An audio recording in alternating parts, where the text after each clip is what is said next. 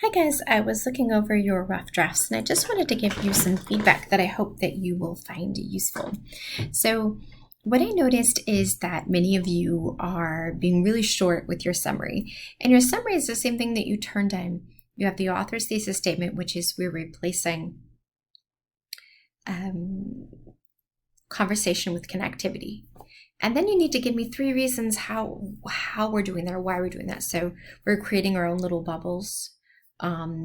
We are cleaning up our connections, right? We're choosing to whom we add on our friends list and we don't. We are looking for communications that are less intimate, meaning we kind of take away the identity of person.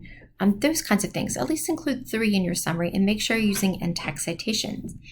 You got the work from Turkle. If you're using Turkle in that exact sentence, all you need is the page number. If you're not, you need Turkle and then the page number, and that's it. And then I'll kind of go through and show you that in the student sample. Your thesis statement is not the author's thesis statement, okay? That's in your summary. After the summary, I need you to tell me your opinion of what the article does. An easy one is this article effectively highlights society's problems with connection. You don't have to use that one. You could use something else, but it's your opinion of what the article does. And you should have it right there in the first paragraph. And it does it by, and then you should stick to that outline and put purpose, audience. Choose 3 to 4 of those to develop, okay? But this is not an expository essay in which you're talking about whatever you want and then just adding the 3 points of support. Follow that outline. This is an analysis essay. We'll do it again. I know that the first time you do something, the hardest it is. So I promise it will get easier. Provide specific examples. If you're telling me about the audience, tell me why you think that Turkle's audience is young people, for example. Is it the fact that in her biography it's listed that she's a professor? Is it the word choice that she uses? Be very specific. And then once again, use that outline. So I want to kind of reference the student sample so that you can see that, okay?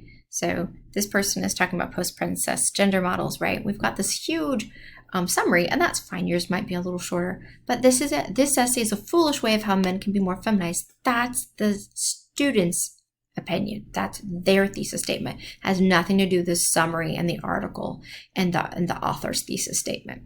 This is shown through its structure, exclusion of opposing viewpoints, and its evidence. So they chose 3 of those things from the outline. Okay, and then they developed. This one had great specific examples. These parts not so much. And then they ended it with this. And that's what you should be doing, except going into greater depth. If you have questions, don't hesitate to contact me. Best of luck. Talk to you soon. Have a great weekend. Bye-bye.